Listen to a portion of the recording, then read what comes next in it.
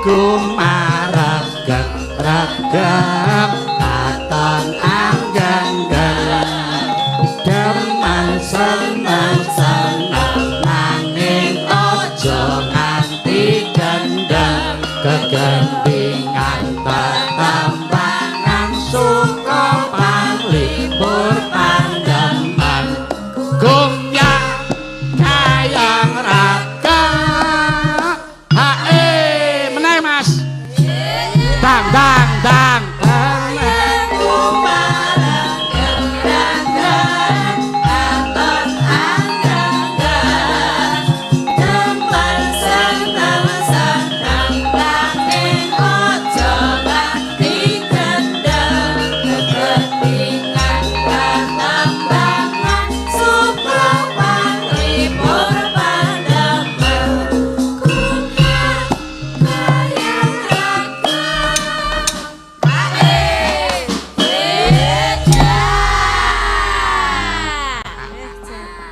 Sugeng dalu Mbak Ayu. Nggih, sugeng dalu Pak Dalang. Nganyari spot meneh.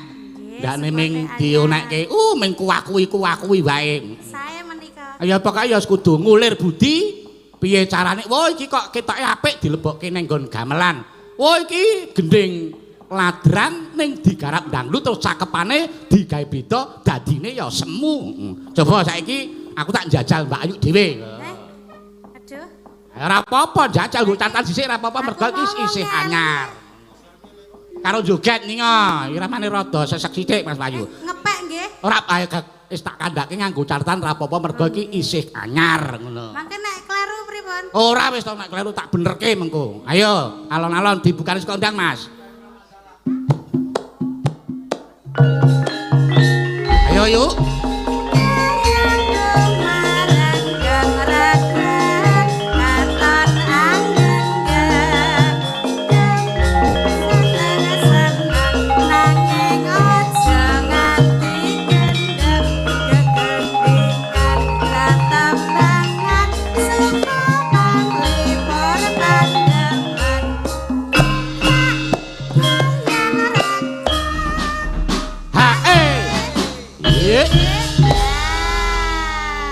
Jos ta yuk. Jos ta. Ngene iki sesuk nek wis apal wo anggere kowe maju telu karo Oriza karo Agnes. Oh, lek joget wis kekiter nganti kaya babon mati kae. Waduh. Heeh. Ayo Mbak Ayu ceket iki wektune winates ngaturake pamuridan saka panjenengane Pak Amrih Basuki wis kepareng nyawer 500.000 ngresake podang kuning. Nggih, matur nuwun. Ya dibawani. Neno neno nano neno nadyan wujute mung peksi agene ayo ku ya nek nyandang Jawa ki ramping ngono ya ramping nek nang omah nang omah aku bareng dolan rono ki wah bareng aku weruh memehan ki jembar banget deh apane anune iki lho, dastere iki lho jembar banget. Lah nek daster niku kudu jembar. Aku marahi kapok sesuk meneh nek dolan rono ki pemehan kaya ngono ki aja di ler nang ngarepan, aja dipepe nang ngarepan. Lah karang ya nggone ya ngono kae kok ya. 2 meter. Weh sesuk iso dienggo gawe jaket sing lanang sesuk. Jenengan ngerti mboten sik jenenge Mas Lingga niku? Ha pripun? Sing ngato demung nika. Lah nika rak ajeng mayang rak dolan nggen kula. Privat karo bojomu. Nggih. Nyuwun di privat. Terus Lah kok tak sawang-sawange kaya ora kepenak ngono lho jagongane ngarepan. Jebul sing marah ora kepenak apa? Nggih niku wau nggih jeronan kula niku tendure Pas. Malah dicethake. Mula sesuk meneh aja dipepe nang ngarepan ah. Mula kok Pak Lingga kok nyawang dhuwur wae jebulane. Kuning-kuning kae lho. Ora ngawur. Diciah ora iya. Kuwi lho kambine bocah, kuwi lho klambine bocah niku rak kula candelke ten dhuwur niku. Nek bangsane kathok klambi popok barang niku rak ten dhuwur niku ta. Ora katutan riak. Riak kuning. Ayo bacutke Mbak Yu.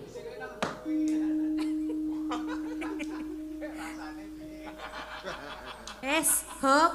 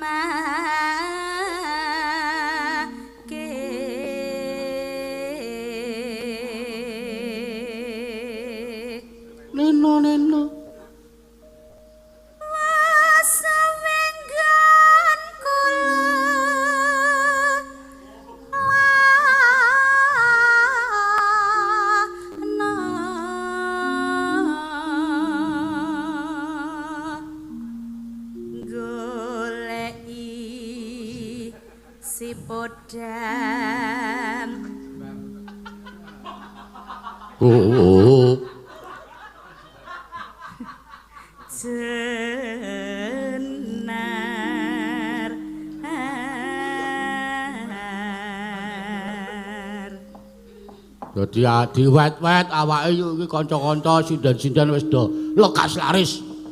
Nggih. Jane ora kaya-kaya penampilane wah jane lok tenan wis. Jenengan lak nggih laris to? Ya pengastune kena dienggo nyambut gawe karo kanca-kanca pokoke iki. Nggih, kula dijak terus lho. Insyaallah pokoke tak jak terus wis to. Kok insyaallah piye? Ya sing penting anggere diparingi bagas waras ngono lho. Jenengan nggih diwet-wet. Amin iki ya sindan-sindan saiki ya kemajuan. Wah apa-apane do sarwa kemerlap. Contone. Bayake wis bleb-bleb. Kuwi nggon apa kuwi nggon kene iki ya wah jan kemepyar kaya ngono. Kemepyar nganti kaya kopi, bleb-bleb kaya ngono wis. Niku anteng nggih ketoke rada mulus. Wah jane lok tenan jan. Disawangi ketoke ning nek anteng tetep ngantukan aku arep kaya ngono kae. Nek niku ki gawan nek ngantukan niku. Jane lok tenan. Mongko tase ya do apik-apik, sak ora-orane ya tase ya tas blendis. Apa? Blendis. Kuwi lho sing tas larang-larang kuwi. Branded. Wah jan wis. Wah ngerti ku tas brandis. Ayo Mbak Yu. Iba bunga ingatiku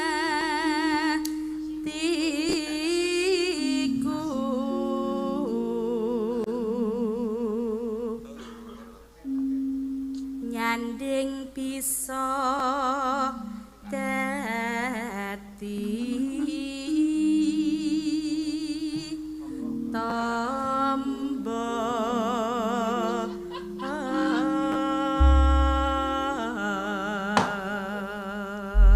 ya aja ketangguhan no langgame sisan monggo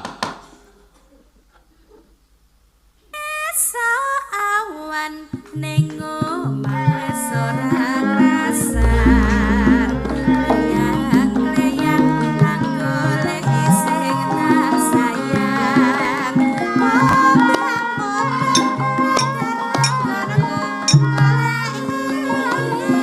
ora ngrasa wis nganti bengi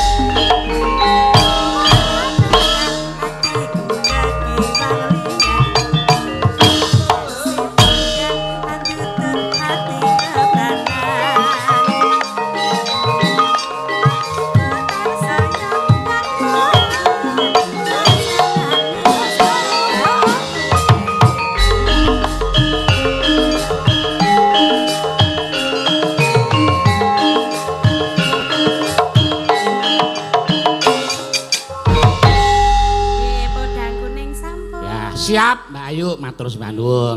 Mbak Ayu ben lenggah, heeh. Minangkani pamundhutan meneh, saiki dipilih sing pelok. Ya, merga iki slendrone isih ana sing ngersake kadung tresna karo Gerajakan Banyuwangi ning diselani pelok dhisik. Heeh. Ben rata terus, iki ngersake anu to, Pak Putra Adhikari Baladewa ngersake Mawar Kuning to. Heeh. Ben rata saiki sing sepuh-sepuh. Sapa? Bu Prastiwi? Bu Wahyu, Bu Neti Selanjari, Neti Selandari, oh Neti Selandari. Ayo, ning tetep iki njajal spot cau gledak ning sing versi pelok. Bu Prastiwi, Bu Neti karo Bu Wahyu tetep nggawa catetan dhisik, sesuk nek wis apa tak terus do luar kepala. Ayo, disiapke spote Ciao, Gleta, let's go!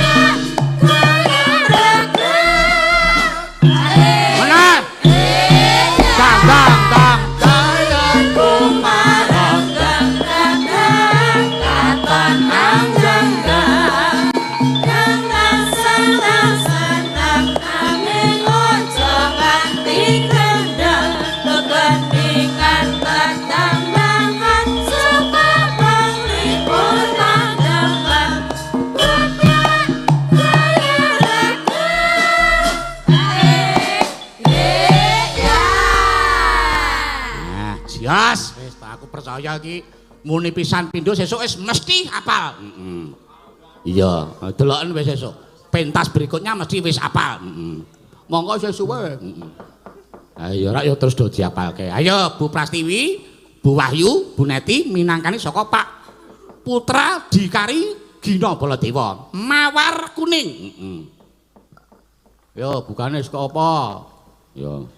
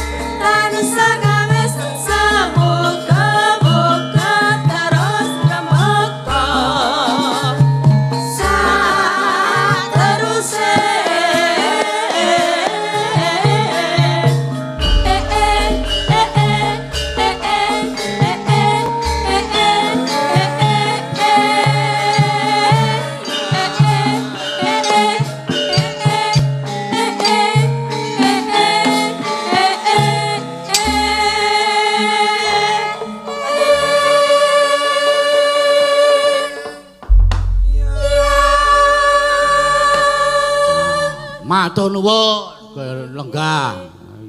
Ah sing sepuh-sepuh ku ya sing dangdut ning sing slow-slow ngene iki. Sak banjure minangkani pamundutan meneh sing saka panjenengane Pak Putra Dikari meneh. Slendro. Ngersake apa kadung tresna. Jane mau sing dikersake bawa kuwi panjenengane Mbak Ayu ning gandeng Mbak Ayu mau wis podang kuning tur bawane ya Mbak Ayu saiki dijoli Mbak Orisa. Padha-padha gedhe. Apane? Awake ngono lho. Ora kena dienggo ejol karo Pak Putra Dikari. Ya, ayo. Iki sepote nganggo ora ngira wae. Ngono kae. Apa ki?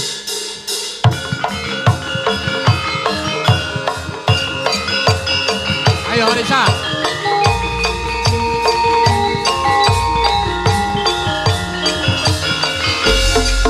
Ngira jebul aku ora ngira. Ngira jebul aku ora ngira. Yang pada mutiara ana ing dalam wana. Rasaku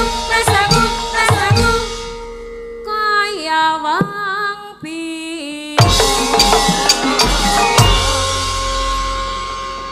Ayo Mbak Orisa. Nggih. Minangkani pamundutan saka Pak Putra Dikari Guna Baladewa. Pak Putra Dikari. Matur nuwun ya Mbak Orisa iku wis saben-saben awak dhewe kuwi pentas, utamane sing pentas ki anakmu Gading mesti panjenengane tansah ana kawigaten kanggo kanca-kanca warga laras. Nggih, sami-sami ning sing wingi nika izin. Sing wingi? Sing ten Sedayu nika. Heeh, izin piye? Izin mboten tumut to kula. Oh iya nang ndi wingi iki? Iki kok rumangsaku barisane kok ketoke kok kaya kurang rata ki nang ndi aku. Boleh ya boleh sawingi izin ya. Sing marake beda ra mangkat. Dadi.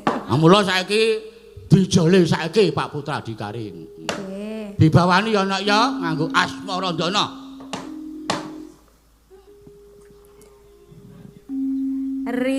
Rina wangi dadi ati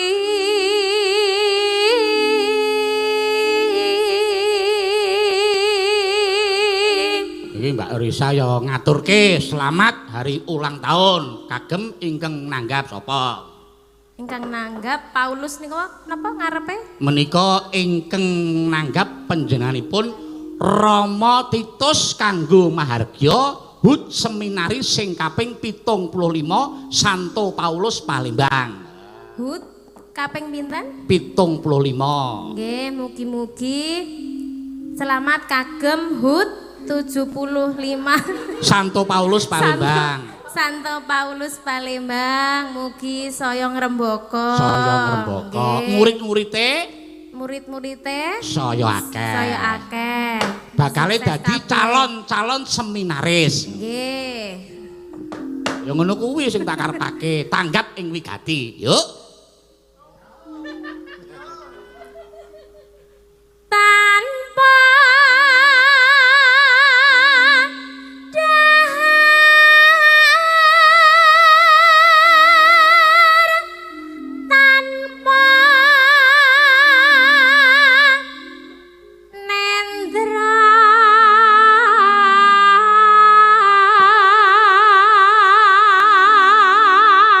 Anu lho Mbak Orisa. Iki janjane Mas Bagong. wingi iki janjane meh wae diboyong komplit warga laras ning Palembang kono janjane. Ane Acara menika? Heeh. Kok mboten sios? Kadoan. Monggo wingi janjane upama sak rombongan nganggo bis ngono wah aku Gayeng nggih. encenganku wis mesti Napa? aku sesuk pokoke jejer Orisa. Lah kula pun kangsen jejer Agnes niku.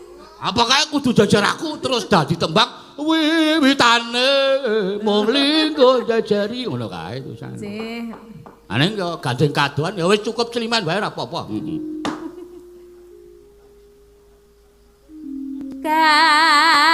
Gayung yon marang slirane.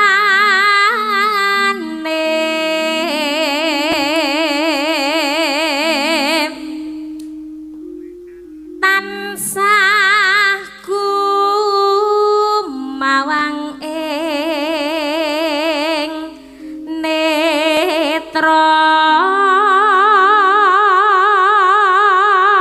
jero ati kadung tresno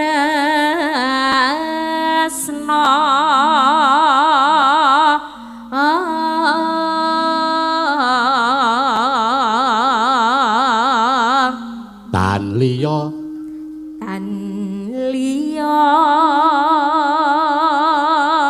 rada dikenaske no tan liya Majan niku sing wasis bupras ini wangun nih kok anak ibu niku rada ana mendesake nek bupras ya tan liya ngono ki rada ana gregele rada ana serak-serak sithik tan liya amung sliramu satemah loro asmara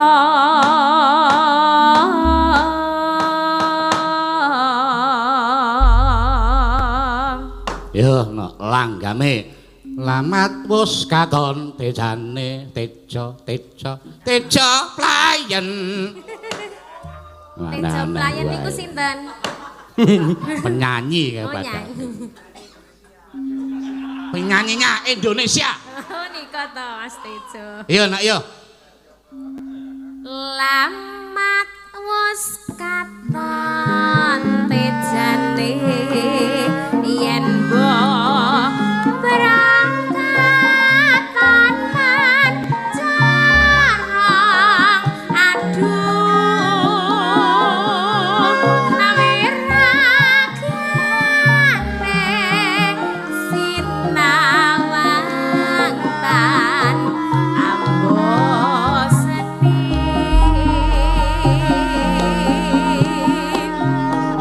yen basangut limbo patut nyata jane komrak ati kang mas lastariya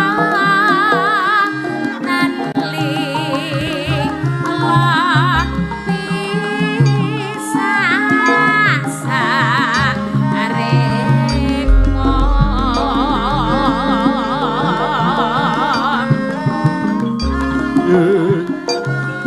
nadyan bebasane kali angan godhong sak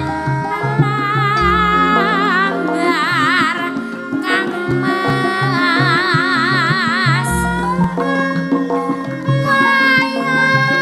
kayawas koncatan rasa sangasan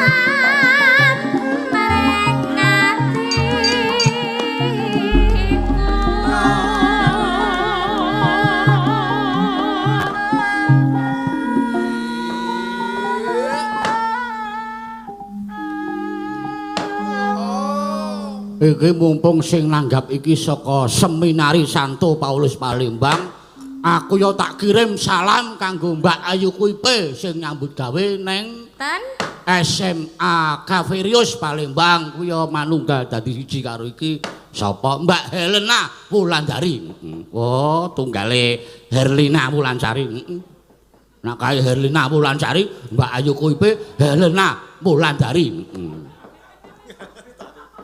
Yo, yuk.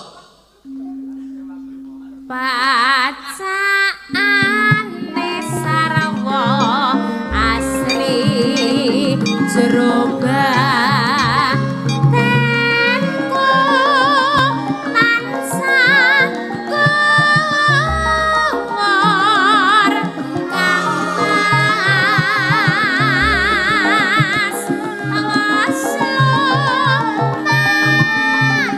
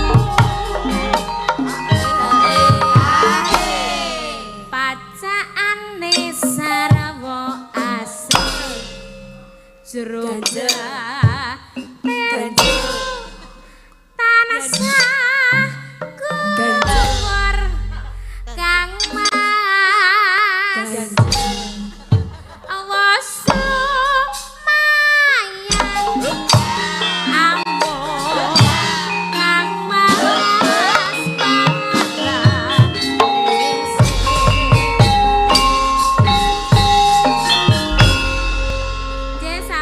Terima Pracena umangkat ting prang bandera tiasing prajure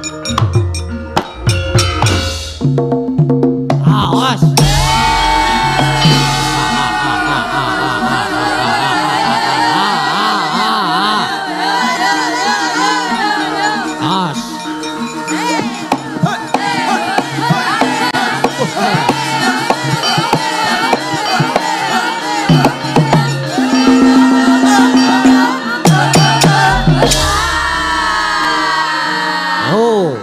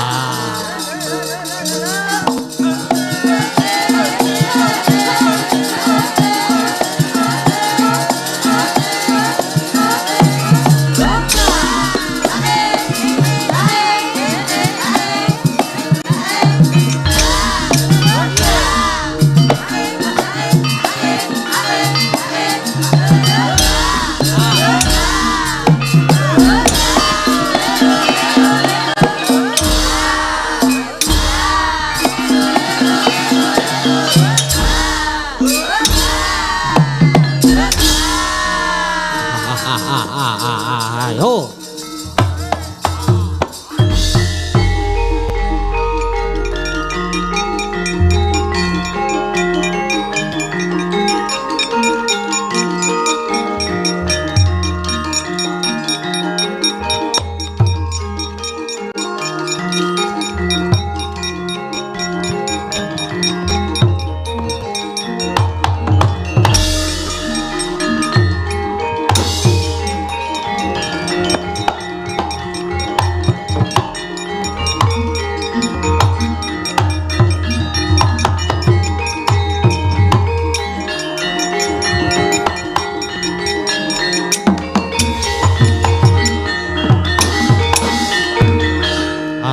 Jejet denger-denger candrane nganti kaya tugu Sinukarta. Tugu arane wujudan manggon, Sinukarta rinengga-rengga. Lah. Menika ta warnane panenggak Pandhawa Raden Werkudara Raden Bratasena. Enget dateng pitungkase Sang Guru Nadi, Sang Begawan Durna.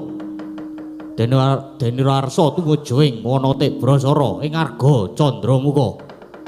Sigra matrapake penganggon sawetahe wiwit gegelung nganti gegelang. Gya cancut taliwonda, cancut arane cincing taliwonda cecawetan. Angusap punang kuku Pancaraka ning setake sabuke. Sigra jumangkah Sang Bratasena, bumi genjot sisih.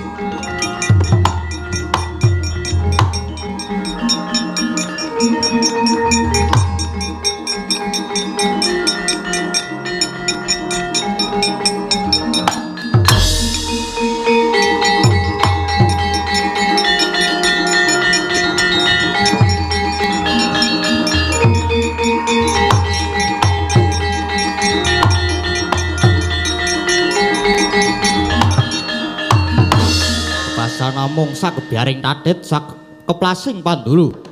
Raden Bratasena wis prapta tepining Wanatik Brasara. Kader ngardaning karsa satemah tuwuh krodhaning driya pinutu peputaning tekad. Mula dhateng wana ingkang gung liwang-liwung sigra cancut taliwonda.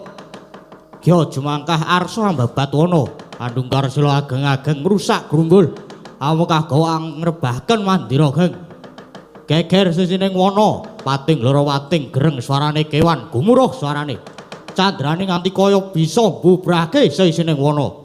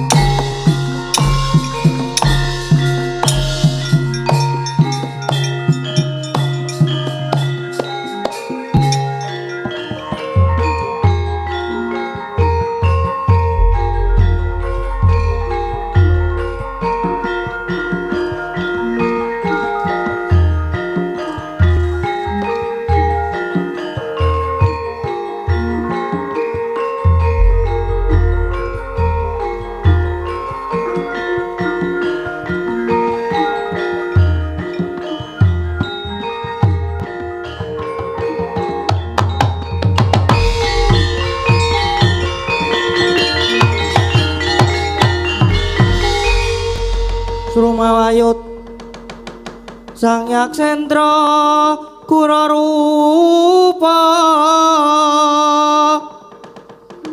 mangeses kati angin pangsempal kaprapal selo-selo kablesat sato lumayu mangungsi kagiat kakuda kang jaga-jaga bumi Arjoko Blaiblis padha jejekan Adirung Mangala kira-kira ispira lawase ngene awak dhewe dedunung ing alas Tibrasara ya ing Gunung Candramuka iki di. Wah, aku mau ora gagas, Kang.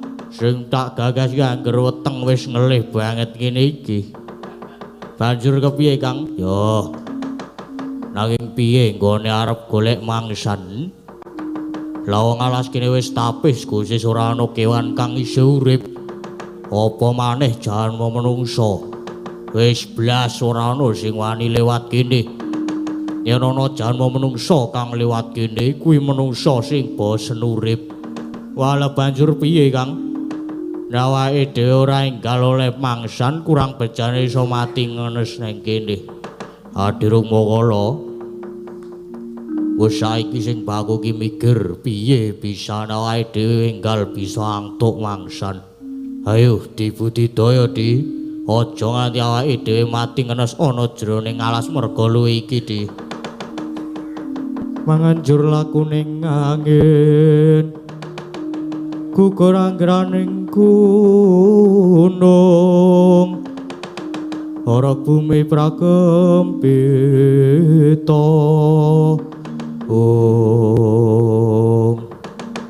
Ora ngono di sasuwene awake dhewe padha saturan iki kok ana angin gedhe mawa Prabawatis. Walah iya, Kang, pancen iki kaya dudu sabaene angin bebarengan tekane angin Nyolowadi aku go mambu gandane manungsa. Walah dalah becik ayo diprepeki wae di. Walah ayo, Kang, mbok menawa iki dadi pangane awake dhewe, Kang.